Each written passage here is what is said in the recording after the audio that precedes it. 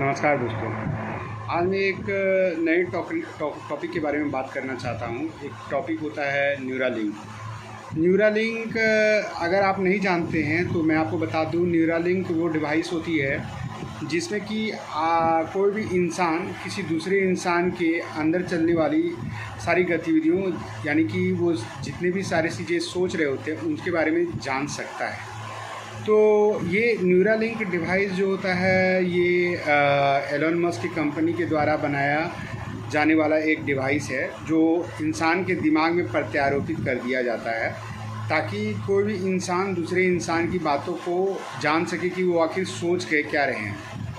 तो इस इन्वेंशन के बहुत सारे पहलू हैं कहे तो आप देखिए कि अगर कोई इंसान किसी दूसरे इंसान की सारी बातों को जान सकता है कि वो इंसान क्या सोचता है, तो इससे बहुत सारी बातें जो है वो दूसरे इंसान की जानी जा सकती है कि इंसान आखिर अच्छा सोच रहा है, बुरा सोच रहा है, किस तरह का सोच रहा है। और इंसान की प्राइवेसी, यानी कि इंसान कुछ भी जो अपने तक ही सीमित रखना चाहता है जो बातों को, वो भी दूसरे इंसान को पता चल सकता है कि वो आखिर वो इंसान क्या सोच रहा है। अब सवाल ये है कि न्यूरालिंक डिवाइस आखिर काम कैसे करता है।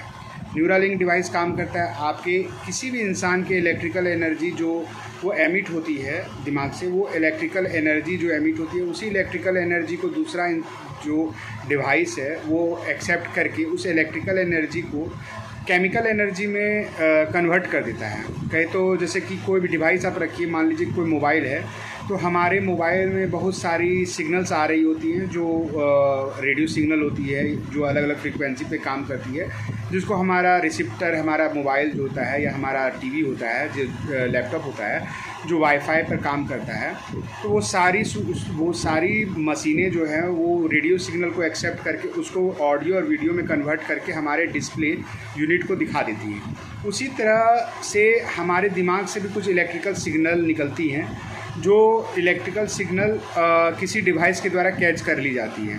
तो मान लीजिए कि वो इलेक्ट्रिकल सिग्नल आपके मोबाइल के द्वारा ही कैच कर ली गई, तो वो इलेक्ट्रिकल सिग्नल आपके मोबाइल से कैच करने के बाद वो फिर से रिले कर दी जाएगी दूसरे किसी भी डिवाइस में या ऐसे डिवाइस में जो उस इलेक्ट्रिकल सिग्नल को कैप्चर करने के बाद, जो इलेक्ट्रिकल सिग्नल आपके दिमाग से निकलती है उस इलेक्ट्रिकल सिग्नल को कैप्चर करने के बाद वो सिग्नल को वो दूसरे किसी भी इंसान को उस इलेक्ट्रिकल सिग्नल को पहुंचा सकता है और वो इलेक्ट्रिकल सिग्नल उस इंसान के दिमाग में ट्रांसफॉर्मेशन होकर इलेक्ट्रिकल सिग्नल केमिकल एनर्जी के रूप में कन्वर्ट होके और अल्टीमेटली उस इंसान को मतलब आप क्या सोच रहे हैं ये पता चल जाएगा इस रूप में।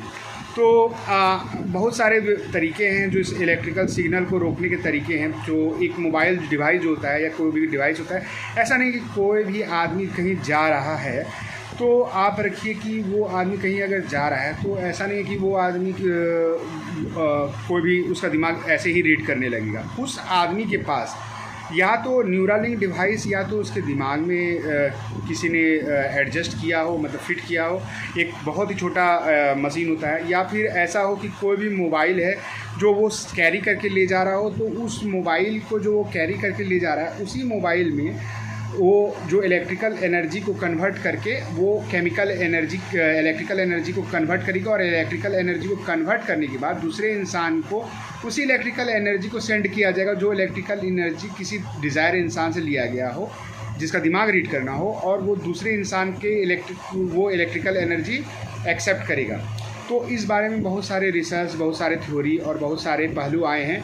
तो न्यूरालिंक तो एक डिवाइस है जो फिट करना होता है, लेकिन आजकल ऐसे भी डिवाइस आ गए हैं और इतना साइंस ने तरक्की कर लिया है कि न्यूरॉन और जो आपका मशीन लर्निंग और न्यूरॉन जो है, और इससे एक अलग ही आपका चैप्टर जो है इलेक्ट्रॉनिक्स का निकला है, जिससे कि कोई भी आदमी किसी का दिमाग रीड कर सकता है और कंट्रोल भी कर सकता है किसी हद तक। अब आपको ये बात किसी हद तक नहीं एक्सेप्ट होगी या डाइजेस्ट होगी कि क्या सचमुच में ऐसा होता है, लेकिन सच में ऐसा हो रहा है कि बहुत सारे इंसान जो इंडिया में भी हैं और बहुत सारे इंसान जो इस टेक्नोलॉजी को जानते हैं, उस टेक्नोलॉजी का बहुत सारा यूज़ भी है। आप बोलिएगा क्या यूज़ है? आप समझिए कि आपका या किसी और का दिमाग भी, जिसका कंप्यूटर मॉडल बना दिया गया, कंप्यूटर मॉडल कहे तो कि आपके दिमाग के सारे हिस्से या सारे पार्ट किस रूप में काम करते हैं और कौन सा सिग्नल को भेजने के बाद किस प्रकार से आप उस सिग्नल को उस सिग्नल को रीड किया जा सकता है, वो भली बात ही जान सकते हैं। बाय द वे, मान लीजिए आपको नींद लाने के लिए कोई दिमाग के कोई पार्ट हैं जो पार्टिकुलर रूप से निर्धारित रहते हैं कि आपको नींद आएगी तो वो निर्धारित करेंगे नींद लाने के लिए। आपको छींक आएगी तो उसको निर्धारित करेंगे कि कोई पार्टिकुलर दिमाग के पार्ट है जो निर्धारित करेंगे कि आपको छींक आएगी। आपको भूख लगेगी, आप सुबह उठेंगे, आप रात को सोएंगे तो एक निर्धारित टाइम होगा कि उस टाइम में आप सोएंगे, उस टाइम में आप उठेंगे। और आप जब सोएंगे और उठेंगे तो आपको ऐसा लगेगा कि इस पार्टिकुलर टाइम में जब आप उठें, यदि वो डिवाइस किसी के द्वारा ऑपरेट किया जा रहा है आपके दिमाग में, तो आप उसी पार्टिकुलर टाइम पे उठने के लिए मजबूर होंगे, 7 या 6 या 5, ये डिसाइड किया जाएगा। आप सोएंगे भी जितने बजे, वो भी डिसाइड किया जाएगा। आप क्या बोलेंगे, आपके वर्ड्स का आप जो वर्ड भी बोलते हैं, वो आप कभी कभी सोचते हैं कि सारे वर्ड खुद में खुद आपके ही हैं जो आपके दिमाग में आ रहे हैं, लेकिन एक पार्टिकुलर टाइप का कुछ किया जा रहा है, जैसे कंप्यूटर से कनेक्टेड कुछ आपका दिमाग रहेगा, तो आपके दिमाग में जो वर्ड्स आएंगे वो वही वर्ड आएंगे जो या तो उसी पर्सन के अनुसार आपके दिमाग में वर्ड आएंगे। जो भी वर्ड आप इटरेट करेंगे, जो भी आप बोलेंगे, वो सारे वर्ड उसी के अनुसार होंगे। ये पॉजिटिव वर्ड भी हो सकते हैं, नेगेटिव वर्ड भी हो सकते हैं, जैसा जो इंसान चाहे कि आप वो वर्ड बोल सकते हैं।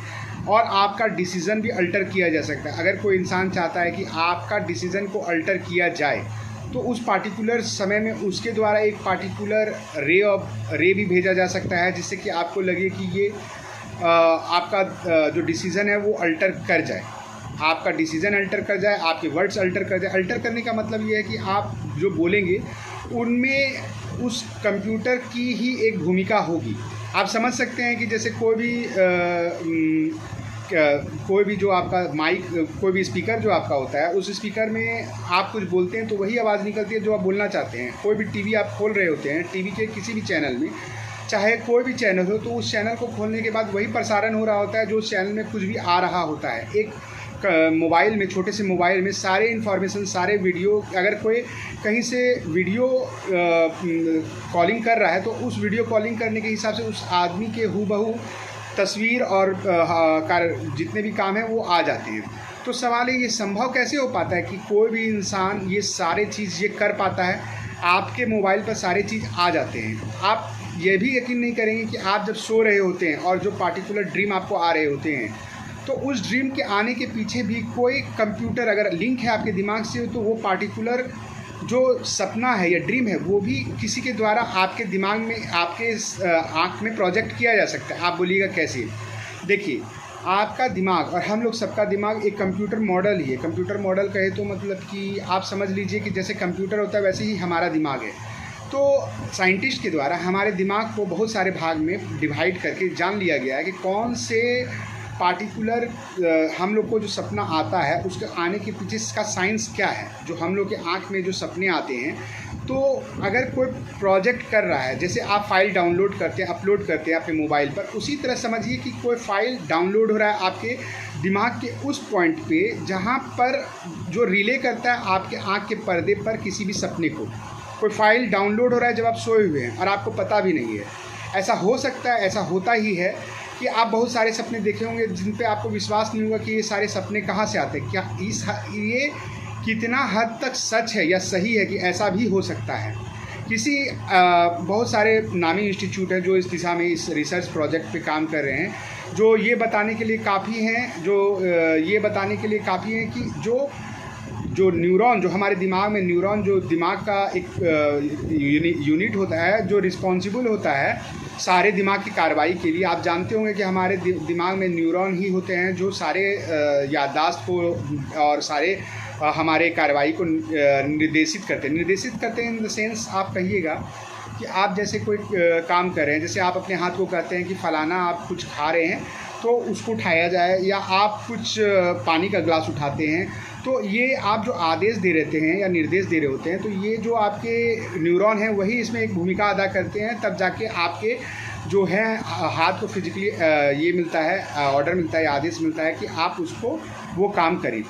अब सवाल ये उठता है कि ये क्या किस हद तक और किस एक्सटेंट तक ये कंट्रोल किया जा सकता है। मतलब कि आप देखिए कि आपके बहुत बार कहा गया है कि अगर आपका मोबाइल या लैपटॉप हैक कर लिया जाए तो कोई भी इंसान जो आपके मोबाइल या लैपटॉप को हैक करता है वो दूर से ही आपके कंप्यूटर को निर्देश दे सकता है। और आप जानते ही होंगे, अगर आपके इस रुचि है इस विभाग में, तो आप जानते होंगे कि एनीडेस्क और बहुत सारे ऐसे आते हैं सॉफ्टवेयर जो कंप्यूटर को, लैपटॉप को और मोबाइल को दूर से ही हैंडल कर सकते हैं। मतलब वो आप यहाँ ऑपरेट नहीं कर रहे होंगे, कोई दूर से ही उसको हैंडल कर रहा होगा। मतलब कंप्यूटर तो आपका होगा लेकिन दूर से ही कोई बैठा हुआ होगा हज़ारों किलोमीटर दूर, वो निर्देशित कर रहा होगा।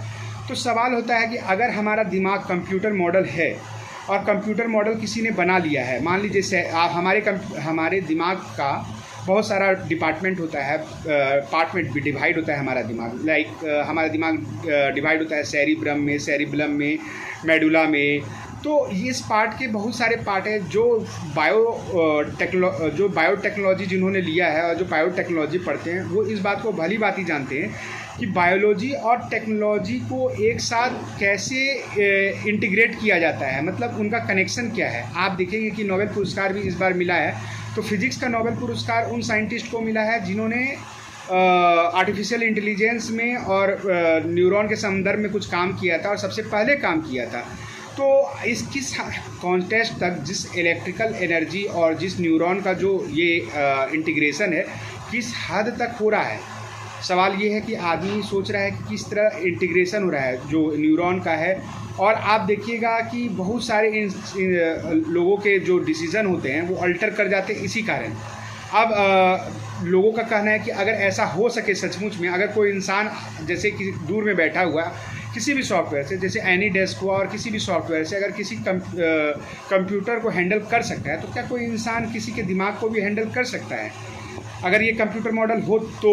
और किस हद तक इंस्टेंट कर सकता है और इसमें कहाँ तक का स्कोप है आगे चल के, मतलब कि कुछ सालों के बाद इसमें किस हद तक का स्कोप है कि कोई आदमी कहीं रोबोट तो नहीं बन जाएगा या उस तरह की स्थितियाँ तो नहीं पैदा हो जाएगी। क्योंकि अगर कंप्यूटर मॉडल आ गया है तो इसका बहुत सारा सबूत भी पाएंगे कि बहुत सारा इंसान वो सारा चीज़ कह रहा है कि जो किसी दूसरे इंसान के द्वारा निर्देशित किया गया है, बशर्ते वो इंसान वो नहीं चाहता है। लेकिन वो इंसान जानता है कि उस इंसान को कोई दूसरा इंसान जो है कंट्रोल कर रहा है और उसकी सारी बातों को जान रहा है। अगर आप समझें कि किसी भी इंसान की किसी भी बात को, जो वो बात छुपाना चाहता है, जो प्राइवेट बातें होती हैं और वो किसी को पता चल रहा है, तो उसे ब्लैकमेल करके उससे बहुत सारे काम करवाए जा सकते हैं। ये तो एक पहलू हो गया। और दूसरा पहलू ये हो गया कि अगर कोई इंसान सच में ऐसा कर पा रहा है, कोई इंसान ऐसा सचमुच में कर पा रहा है जो दूसरे इंसान के दिमाग को कंट्रोल कर रहा है, तो वो तो बहुत सारे बुद्धिजीवी जो रिच है पर्सन हैं उनको ब्लैकमेल करके बहुत सारे पैसे भी ऐंठ सकता है और सबके प्राइवेसी को कंट्रोल भी कर सकता है। तो इसलिए इस टेक्नोलॉजी का लिमिट कहाँ तक है और इस टेक्नोलॉजी का किस रूप में कहाँ तक उपयोग हो रहा है, ये भी जानना बहुत उपयोगी है। तो हम लोग के देश में भी इस टेक्नोलॉजी का उपयोग बहुत याद से हो रहा है। शायद आपको पता नहीं है कि ये टेक्नोलॉजी जो न्यूरालिंक वाली टेक्नोलॉजी है, वो एक न्यूरालिंक की टेक्नोलॉजी होती है जिसमें दिमाग में एक डिवाइस इंसर्ट किया जाता है। ये चूहों पर सफलतापूर्वक सिद्ध साबित हो गया है। लेकिन सवाल ये है कि जो आपका ये डिवाइस है, मान लीजिए एक डिवाइस जो लैपटॉप होता है, अगर उसका एक आईपी एड्रेस होता है, आईपी एड्रेस कहें तो उस पार्टिकुलर लैपटॉप का एक आईपी एड्रेस होता है जिससे इंडिकेट किया जाता है कि ये सिस्टम जो है आपके डिवाइस को आपका सिस्टम जो है सारे सूचनाओं को ले रहा है। तो सवाल उठता है कि अगर एक कंप्यूटर का आईपी एड्रेस होता है तो क्या किसी दिमाग का भी आईपी एड्रेस हो सकता है? अगर कोई इंसान आप समझिए कि कंप्यूटर मॉडल पर काम कर रहा है, तो क्या किसी इंसान का दिमाग अगर कंप्यूटर मॉडल है तो क्या उसका आईपी एड्रेस हो सकता है? और अगर उसका आईपी एड्रेस हो सकता है तो जिस तरह हम लोग कंप्यूटर में सारी सूचनाओं को आईपी एड्रेस के द्वारा भेजते हैं, तो क्या किसी इंसान के आईपी एड्रेस पर सारी सूचनाएं भेजी जा सकती है? ये और साथ में आर्टिफिशियल इंटेलिजेंस का एक नया चैप्टर निकला है जिसमें चीज़ों को अल्टर किया जा सकता है। आप बोलिएगा चीज़ों को किस तरह अल्टर किया जा सकता है। तो आप समझिए कि आप जो भी बोल रहे हैं तो उसमें आप किसी इंसान को कोई पार्टिकुलर बात जो पसंद नहीं है और कोई कंप्यूटर आपके दिमाग को कंट्रोल कर रहा है, तो आप वही सारी चीज़ें, वही सारे वर्ड का चुनाव करेंगे जो उस इंसान पार्टिकुलर इंसान को पसंद नहीं है। बाय द वे, मान लीजिए किसी इंसान को किसी पार्टिकुलर वर्ड से एलर्जी है या कहिए कि नफ़रत है या नहीं पसंद है, तो आप उस कंप्यूटर के प्रभाव में वो कंप्यूटर ऐसा एल्गोरिथम बनाएगा जो उसी वर्ड का आप चुनाव करेंगे जो उसको पसंद नहीं है। अगर ऐसा भी एल्गोरिथम बनाया जा सके जो उस इंसान को पसंद, तो आप उसी वर्ड का चुनाव करेंगे जो उसको पसंद है। तो सवाल उठता है कि हमारे दिमाग में जो भी सूचनाएं आ रही होती है और जो भी बातें आ रही होती हैं, क्या ये किस हद तक सच है कि सारे इंसान का दिमाग कंप्यूटर कनेक्टेड है। कभी कभी आप देखिएगा, आप टीवी में कुछ देख रहे होंगे और आप जो सोच रहे होंगे उसी से मिलता जुलता बहुत सारा चीज़ आपको टीवी में दिख जाएगा, या उसी से मिलते जुलते लोग बोलते हुए चीज़ प्रतीत हो जाएंगे आपको। तो ये क्या कि कोई एक ऐसा सुपर कंप्यूटर है जो सारे लोगों के दिमाग को कनेक्टेड किया हुआ है और कनेक्ट करके ऐसे एल्गोरिथम का निर्माण कर रहा है जो उसी से मिलता जुलता चीज़ को ही दिखा दे रहा है आपके लैपटॉप पे या फिर आपके कंप्यूटर पे या टीवी पे। अब सवाल इस बात का ये भी उठता है कि मान लीजिए कि अगर ऐसा हो रहा है तो हम लोग का दिमाग, आप ऐसा भी पाएंगे, बहुत बार आप ऐसा पाएंगे कि आप जैसे बाज़ार में चल रहे हैं, किसी से बात कर रहे हैं, कहीं भी आप गए, किसी बात पर बात किए, अब आप टीवी देखने स्टार्ट किए या आप लैपटॉप देखने स्टार्ट किए, तो कुछ देर के बाद उस मूवी में या टीवी सीरियल में आप उसी तरह का सेम टू सेम इंसिडेंट पाएंगे जिस तरह का आप बात कर रहे थे उसी दिन, जिस तरह का बात कर रहे थे या कुछ दिन पहले उस तरह का बात कर रहे थे, उन्हीं चीज़ों को आप पाएंगे। तो सवाल उठता है, ऐसा कैसे हो सकता है कि आप कहीं जा रहे होते हैं, कोई चीज़ बात कर रहे होते हैं, तो वही चीज़ मिलता जुलता आपको टीवी पर दिख जाता है। इतना तो सब जानते हैं कि आपका जो फ़ोन है वो आपकी बातों को सुन रहा होता है। इसका सिंपल सा एग्जांपल है गूगल असिस्टेंट। आप जब गूगल असिस्टेंट को बोलते हैं कि हे गूगल, तो गूगल रिस्पॉन्ड करता है और उस पर वो अपना रिएक्शन देता है।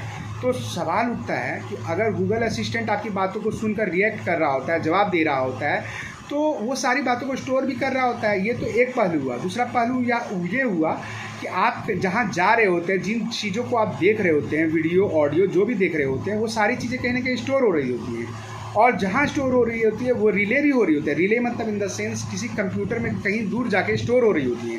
और जब आप उस चीज़ कोई टीवी या टीवी सीरियल या मूवी देख रहे होते हैं, तो वो एल्गोरिथम डाटाबेस में मौजूद ऐसा टीवी सीरियल या मूवी प्रस्तुत करता है जिसमें वही सेम टू सेम सीन या क्लिप मौजूद हो, ऑडियो या वीडियो, जो आपने कुछ देर पहले बात किया था किसी से या कहीं पे ये किया था। तो ये बात आपका है कि इन बातों को जानना बहुत ज़रूरी है कि आखिर किस हद तक आर्टिफिशियल इंटेलिजेंस और जो कंप्यूटर है हमारे डेली के रूटीन को प्रभावित कर रहा है। क्योंकि अगर कोई भी इंसान ऐसी बातों को बोले जो आपको पसंद नहीं हो और वो इंसान जान जाए कि ये सारी चीज़ें आपको पसंद नहीं है, तो वो बिना जाने हुए अनजाने में उन बातों को इस्तेमाल करेगा जो बातें आपको पसंद नहीं है। और ये सुपर कंप्यूटर के द्वारा ही संभव हो पा रहा है। सुपर कंप्यूटर डाटा और सारे चीज़ों के द्वारा प्रस्तुत है। और आप जानते हैं डाटा का एक जाल फैला हुआ है जो हर जगह आजकल अवेलेबल है। और आप जानते हैं कि ऐसा इस कारण भी हो रहा है कि मोबाइल फ़ोन, जो स्मार्टफोन आ गए हैं, वो सारे स्मार्टफोन जो होते हैं वो आपका सेंसर से युक्त हैं, सेंसर से फिल हैं। मतलब उनसे में बहुत सारा सेंसर है जो आपके शरीर से निकलने वाले, दिमाग से निकलने वाले इलेक्ट्रिकल एनर्जी को कैच करें, और उस इलेक्ट्रिकल एनर्जी को कैच करने के बाद वो आपके दिमाग के अनुसार, इंटरेस्ट के अनुसार मिलता जुलता चीज़ दिखा दे रहे हैं आपके मोबाइल पे, लैपटॉप पे, जहाँ भी हो। तो सवाल उठता है कि आखिर आपको किस हद तक जानने की ज़रूरत है। मेरे ख्याल से कि कोई भी इंसान आज के युग में अगर कंप्यूटर और कंप्यूटर से रिलेटेड किसी भी चीज़ के बारे में अनजान है और नहीं जानने की कोशिश कर रहा है, तो वो अपने आप को खतरे में ही डाल रहा है। क्योंकि आपके बारे में अगर आपसे ज़्यादा कोई जानता है तो वो इंसान आपको लाभ और हानि दोनों पहुंचा सकता है। अब सवाल है किस हद तक लाभ, किस हद तक हानि पहुंचा सकता है, उस आदमी के इंटेंट पर डिपेंड करता है। इसीलिए ज़रूरी ये है, आप देखेंगे कि बहुत सारे लोग जो उच्च पद पर अभी आसीन हैं, मतलब कि कोई भी